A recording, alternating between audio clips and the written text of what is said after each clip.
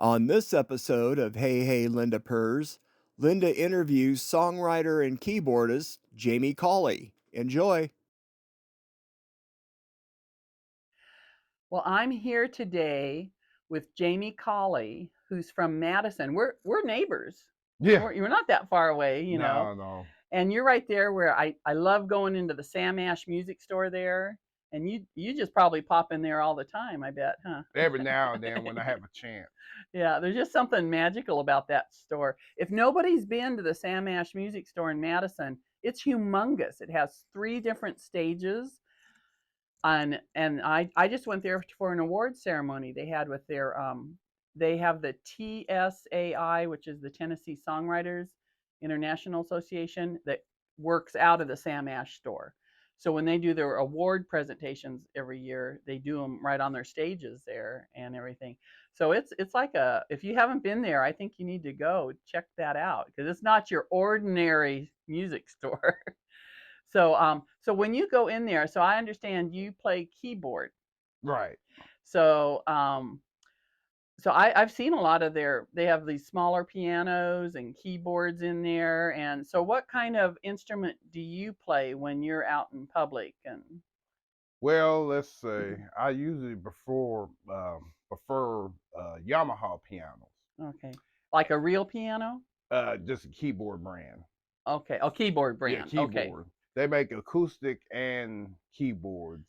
Oh, okay. And usually when I go in, I see the newest Yamahas they have at Sam Ash. Yeah. But it's been a while since I went in there. They used to have a big old room in the back. But yeah, I like Yamaha. I hadn't played a acoustic Yamaha. Matter of fact, Miller Piano in Cool Springs, they're going out of business, and that's where they had a whole bunch of Yamaha acoustics. Oh. Yeah. So do other than like a orchestra, do people play pianos anymore? Is it mostly keyboards nowadays? Well, it's mostly Mm. keyboards, Mm-hmm. but like for people that already have pianos in their house, um, they still have them, but it's becoming like a nuisance. Like you got to get them tuned Yeah. and well maintenance. Right. And like you say, for orchestras and performances, they still have the acoustic ones. But I Yeah. prefer playing on keyboards. Yeah. It's lighter. Well, yeah, and I mean, it's still big when you have to go play a gig or something. It's still kind of big to carry around or in your vehicle too, isn't Yeah. it? Yeah. So you were saying earlier, some places. Tell me how you were saying they use a piano shell, but they put what is it they Okay, put? like for example, on my shirt, this is like a piano shell. Right. So they don't have the strings in it. And this right here where the keys are, like let's say that's my keyboard, the NP80, Uh-huh. NP90, I mean. Uh-huh. They have some keyboards that have 88 keys. So what they did, instead of having the keys with the strings, they'll just put the keyboard in there, and this would be one big old speaker. Yeah, all that speaker in There's there a speaker instead of inside. instead of all the Yeah, that's what they do at certain wow. nightclubs. Yeah, well, that's kind of neat. So it still gives you that feel of a piano, but they use a keyboard. That's what I would do if I was on stage. Have it set up like that. That'd be kind of neat. So now with your music, now did you take piano lessons when you were a kid, or when did you start playing piano? Ooh, that's a difficult question, but I'm gonna pull it off. Okay. I took lessons. I didn't think it was that hard of a question, but I guess it is. Okay. I took lessons, and then it was off and on, and then I quit. Mm-hmm. And then the fingerings, like, it's okay, hold up my hands here. Okay. My hands are big. And the fingerings, I couldn't do 1, 2, 3, 4, 5. So I just do it and make sure I ain't flicking you off or nothing. So when I play on 1, 2, 3, 4, and this middle finger is out. So that's the way it looks. That's how you learned to play? Yeah, that's the way I've been playing. Oh. And there's another guitarist, he plays like that too. But that's the way I've been playing. Oh, wow. So that's why I call ugly fingering. So they look on my hands on the camera and just look ugly. But that's the way I play. I took lessons off and on. I quit. And then I came back to it, not lessons, but just starting picking out things, because pretty much when I play my music or read sheet music, like for example, I had a discovery like I told you, God sent you to Sam Ass. Well, I was sitting up a couple of years back, probably about 2012, and I was looking through sheet music. So I played on the charts. God blessed me with that talent of looking like, for example, if you playing Benny and the Jets by Elton John, it's like the chords A flat, E flat. So I just pretty much play the piano like a guitar, but reading the charts. Okay. And then the little frillies I had to look online. I have a high sense of composing music and a low sense of reading music. So I'm kind of limited on what I can do. So really you don't find me doing any covers. So you found a way to make it your own music, how you compose and how you play a song. You do it your way. Yeah. Not a standard way. Yeah. But it comes together. It comes for together. You. That's great. So then you started do you like any particular kind of genre? Any, like country or pop or everything, or what do you like to play? Well, I had to say yes, a little of everything, but mainly I like to concentrate into like the ragtime, the jazz. Really? What I want to say is my genre, what I would call it, I would like to call it the new rag, because I'm playing in that style like on Color Purple when Suge was singing that kind of piano. When I seen that movie back in the 80s, I really liked that type of piano. Okay. So it's more like the Jamie Cauley rag, huh? Yeah. And just yesterday, it was yesterday, I was watching Disneyland Main Street doing the ragtime piano thing, and it's just mesmerizing. So that's fun. So you like the jazz going on and everything. So when you now you don't do that many covers? Are most of your music original songs? It's all original. It's all original. Like if someone hollered out and say, "Can you play My Life by Billy Joe?" Be like, I have the sheet music. I have the sheet music, but I didn't rehearse. I couldn't just play it on top of my head. If you're gonna sing covers, you gotta sing them right. Right. And correctly. You don't want to be like, I done messed up. So you do all original all music. Originals. And it's kind of a ragtime jazz, is most of them. Yeah. That. Oh wow! I can't wait to hear these. Oh, I heard a little bit of you, but it wasn't like a whole performance. This kind of exciting. I like that kind of music. But lately, I've been on a Duke Ellington kick, and a lot of my starting hearing little riffs in it. So you listen to music and then pick up your riffs and, like you said, the frilly parts or something of a song. Well, that's great. So you're almost like, even though you had a few lessons when you were younger, you kind of went off on your own styling, fingering, your own little style of the songs you like. So maybe I'd like to hear a couple titles of your songs, and then tell me, how'd you come up with these songs? Were they inspired, or you just started playing? Maybe we could start with like a title of a song, and you can tell me about your making of that song. The first one came probably about 2010, and then I considered performing in public in 2012. Okay. The first one was called Pity Party. And it's like a variation of Happy Birthday. And I got that song in church. The preacher got the preaching, and he talked about you're having pity parties because God didn't do this, and you're all mad and stuff. So that title came from church, and then the Happy Birthday, and then it's in the F chord. And I used to drink. I'm gonna say I used to drink, so I get drinking. Most of my original songs I wrote when I was drunk. I ain't gonna lie. I was drunk when I wrote them. When they happened, but I wrote them, and then I don't know if I'm gonna perform that in Gallatin, but Pity Party, and then another one came from church again, Done Deal. That's the one I'm gonna sing. I fixed it up a whole bunch. Okay. And I had a friend of mine, a deacon there. He's doing good, and his wife. He said, and that's a done deal. He always said that. That's his little catchphrase. Yeah, that's his catchphrase. That's a done deal. Yeah, okay. And his wife always said, "Oh, come on, get for real." And that's in one of the verses. Let's get for real. So Done Deal came from church, and I'm trying to think. It's in the E7 key. And then I'm trying to think of another song. So many. So I'm kind of like a Neil Sedaka. I have like about close to 200 songs, I believe. Wow. And the hardest thing is getting them together. Wow. Yeah. But most of my songs come from, to get back to the question you was talking about, it came from life, hearing things. Uh-huh. And what it is like sometimes I hear, if I'm listening to something or watch a movie and I hear something and that chord stays in my head. So basically I go find the chord in the piano.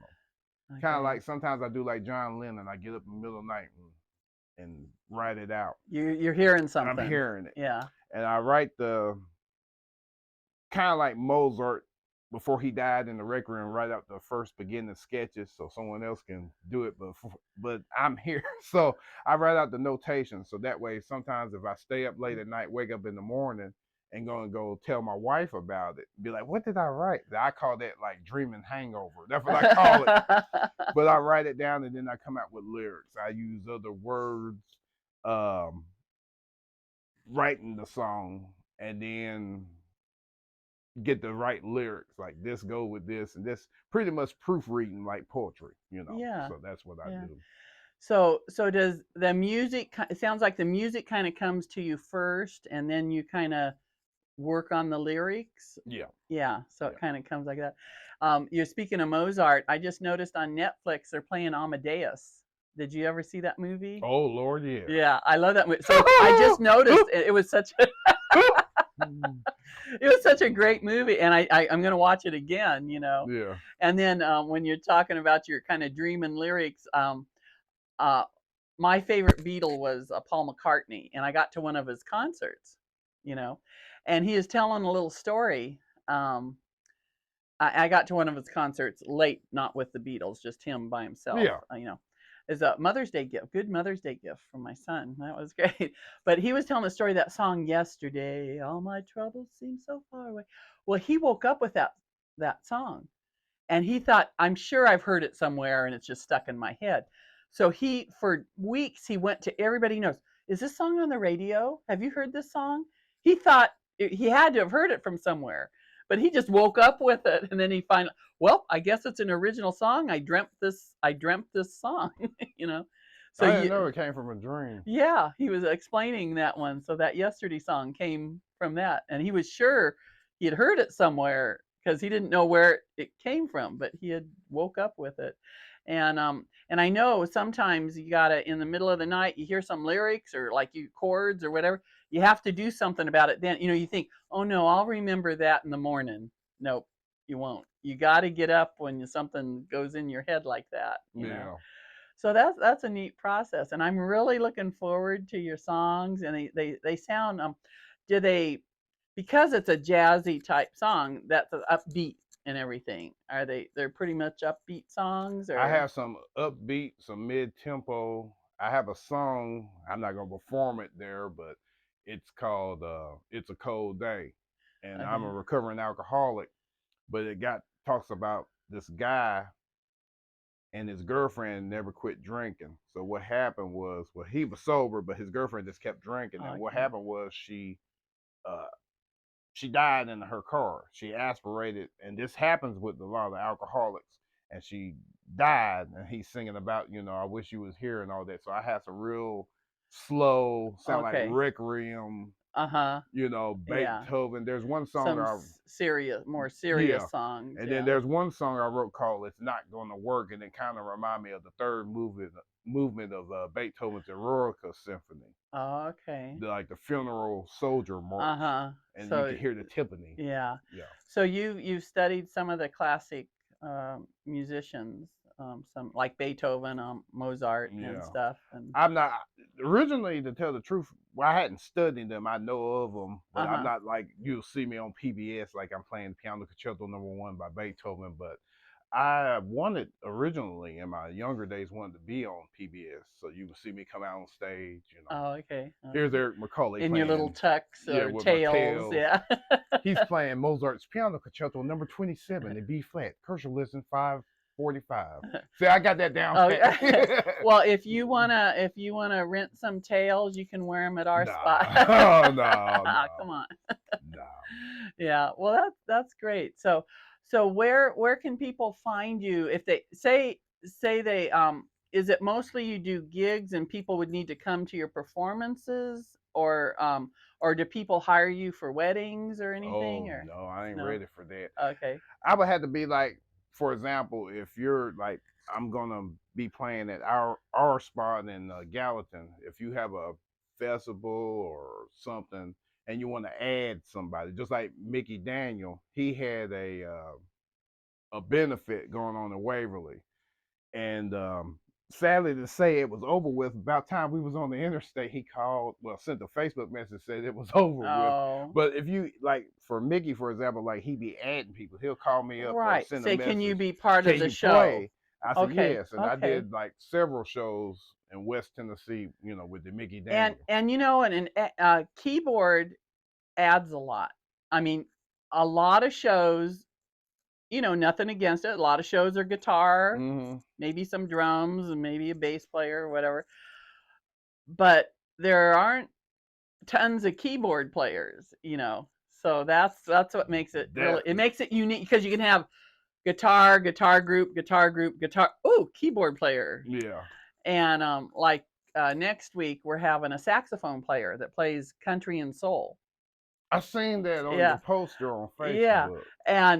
And you know, so most our groups are guitar, or some tracks with guitar and more guitar. And now we're having a sax player. I mean, it really stands out and then when you have a keyboard player, we've had a couple keyboard players. You know, we had Rainey and Rob Jones down at our spot play, and it just you know, it's nice to have something, you know, a little different. That's what I wanted to say about the what I call the West Tennessee theater. Sorry, I watch a lot of war movies, but anyway, that's what I wanted to say was like, you know, like you said, guitar, and then it's a keyboard. Like I'm saying, it's, you know, people in West Tennessee, I would imagine they used to seeing guitars and everything, but when they have a keyboard, like what I said in my musical journey, it's something about the piano, like being on stage, like from country, classical, like Marty Robbins was a good piano player. Mm-hmm. I got the sheet music for Don't Worry About Me.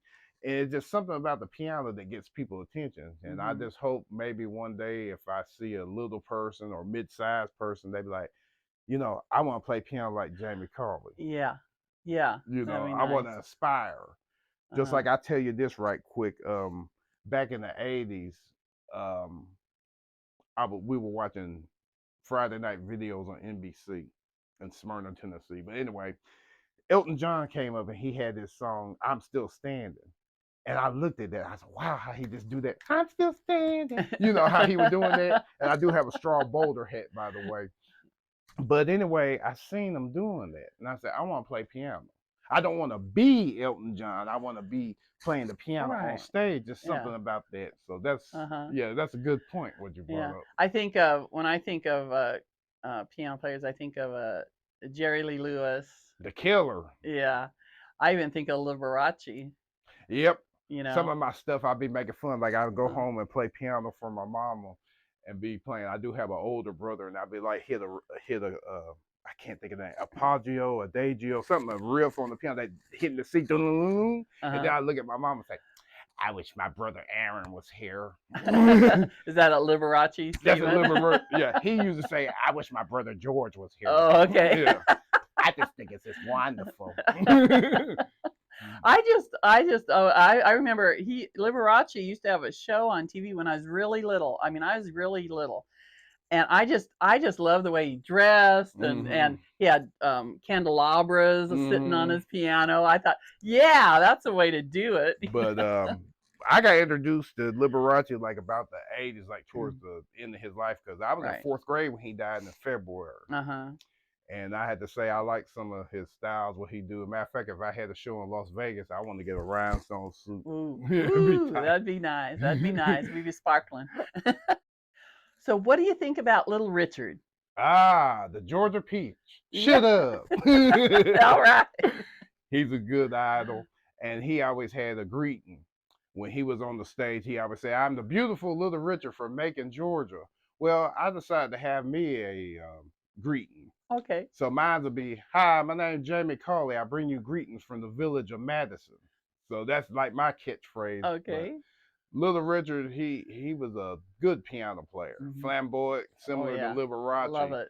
And I wish I could do some of his notations, what he do on the finger and some of his boogie woogies and things. But he passed away, Fat Domino, and then what's his name? The Killer, Jerry Lee Lewis. So Elton John called them the Holy Trinity of piano players. Oh, Little Richard Yeah, and Fats Domino yeah, and Jerry Lee Lewis yeah. were the Trinity. That's what Elton John called them, the Trinity piano players of rock and roll. Okay, Yeah. okay, that's true. But I like, you know, like what we said earlier about piano players. I like all piano players. Like I said, something about that, like some of the jazz musicians, and I want to say this right quick, like U.B. Blake, and there's another man named Father Hines, Earl Hines, Okay.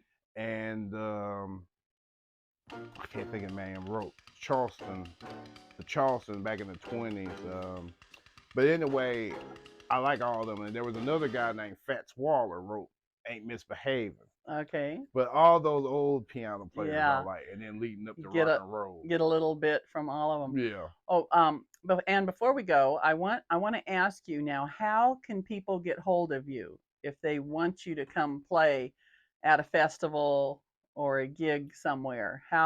What's the best way to get hold of you?